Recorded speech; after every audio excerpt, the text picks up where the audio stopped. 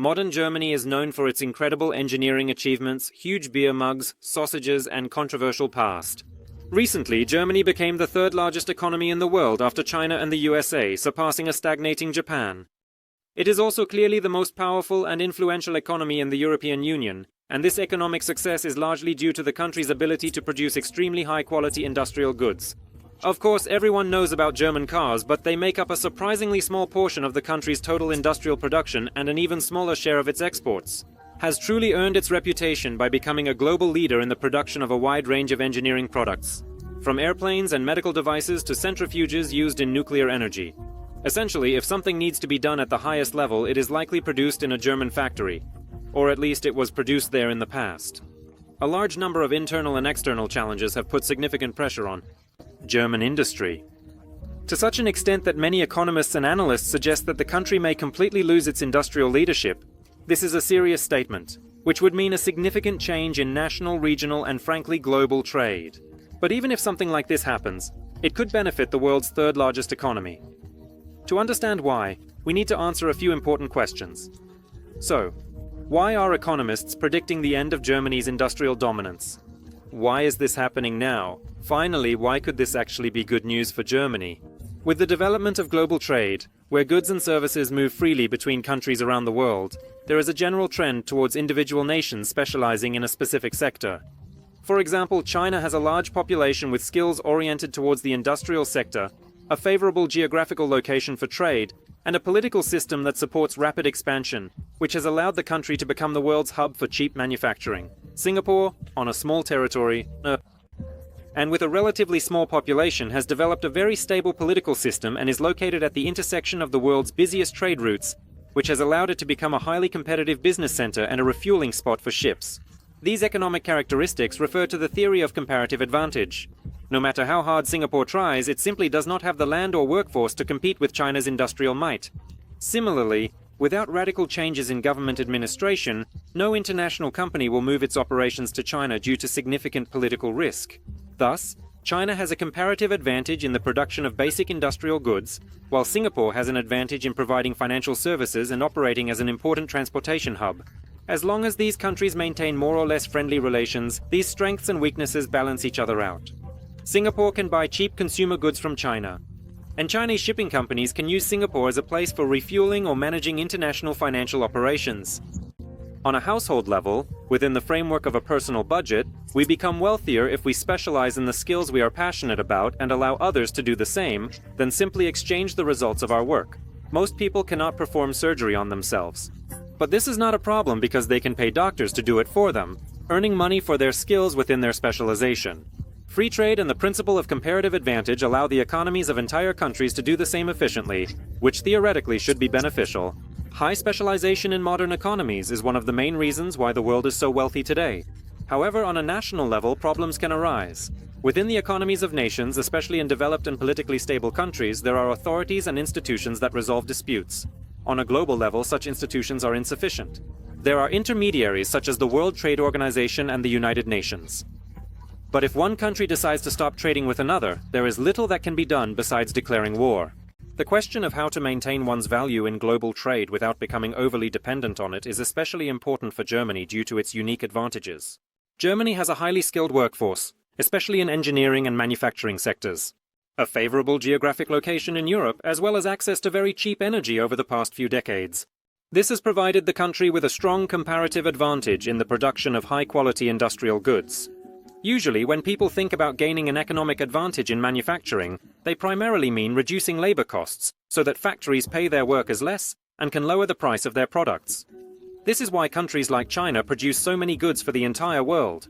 But with rising wages in China, global manufacturers are looking for cheaper alternatives in countries like India. Germany, however, is home to some of the highest paid workers in the world, so at first glance it is unclear how it remains competitive against cheaper global centers. However, depending on the type, production labor costs are not as important as they might seem. Most German industrial enterprises heavily rely either on high-tech equipment and tools to aid in production, or produce something so valuable that the difference between paying $2 an hour and $50 an hour hardly affects the final price of the product. At German automobile factories, most production processes are automated. and only a few highly skilled workers operate the machinery, allowing the production of 100 times more cars per worker than with basic manual tools. On such a scale, the wages of highly skilled German workers remained competitive because the advantage lay in having machines and the experience to use them, rather than having workers willing to labor for minimum wage. If you compare this with the products typically manufactured in countries like China, they are most often assembled using simpler tools and a large amount of manual labor. Of course, there are German cars, which are also assembled by hand, but they are generally extremely valuable, and end consumers are willing to pay extra for a car assembled by hand in Germany. And this essentially is one of the most significant factors providing Germany with a comparative advantage in manufacturing, namely its reputation on the global stage. An even more illustrative example can be the products manufactured by Siemens, which, despite everything, is still considered one of the largest producers in the country. They produce things like gas centrifuges and all related equipment.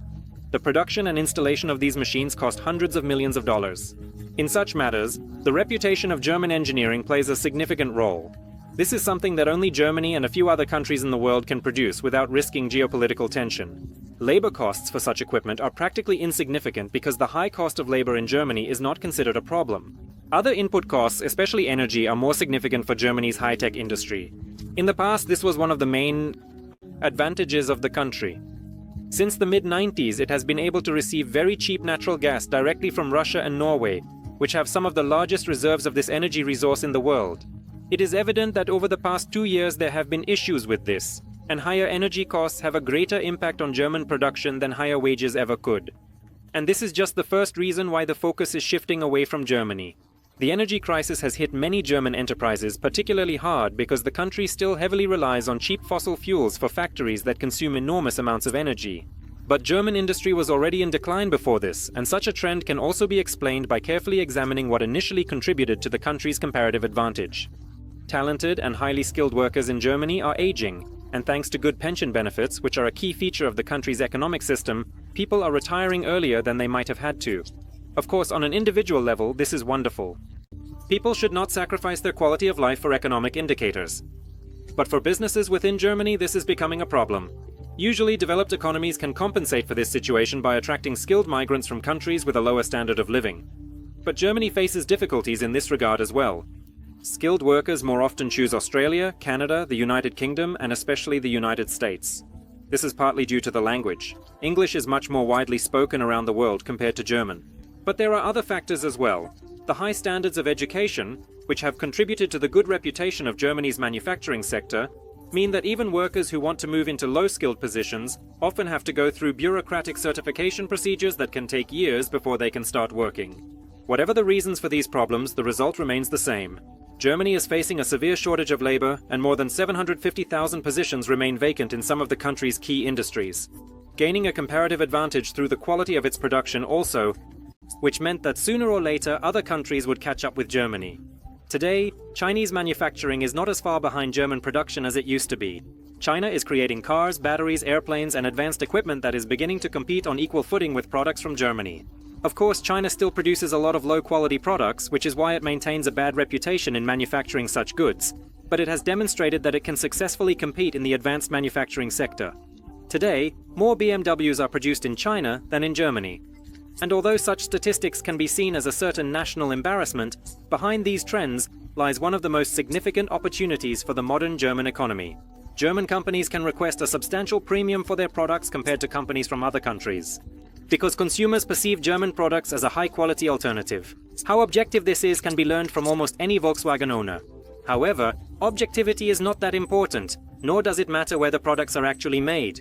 People simply see a German company and assume that the goods are made in Germany. If the forecasts about the decline in Germany's industrial potential are correct, then what the country could do is leverage its advantage in the reputation of being a producer of goods worth paying extra for. And it doesn't matter whether they were produced in Germany or elsewhere. The trend of declining production scales in Germany deserves special attention. Compared to other developed economies, even those with their own manufacturers of cars and high-quality goods, Germany still has more people employed in industry. These workers can become more productive if they are provided with more modern tools and technologies to increase labor efficiency. But there is always a limit. A worker assembling a car by hand might spend a month creating a single unit. Meanwhile, a small team operating huge industrial presses and robotic assembly can produce thousands of cars per day. And since their volumes are higher, there are more opportunities for wage increases. That's why salaries in developed economies are higher. Ultimately, it becomes more advantageous for these workers to serve in service roles, where instead of directly managing production, they spend time creating infrastructure and training teams in other countries to perform this work. The USA today is the largest economy in the world, largely thanks to companies conducting most of their operations abroad while bringing the money earned there back home. For the past 3 decades, Germany has tried to produce most goods domestically, and the shift away from domestic production is not necessarily a failure of its industry. Is the next logical step for the development of the local economy. However, this does not mean that serious problems can be avoided. If this shift away from local production continues to gain momentum, it will trigger significant changes in the economy, and any such major change has its consequences. Workers across Germany are already protesting against changes in government energy subsidies and tax regulations. And although at the moment this mainly concerns agriculture and transportation, such a trend could become a symptom of changes in business practices.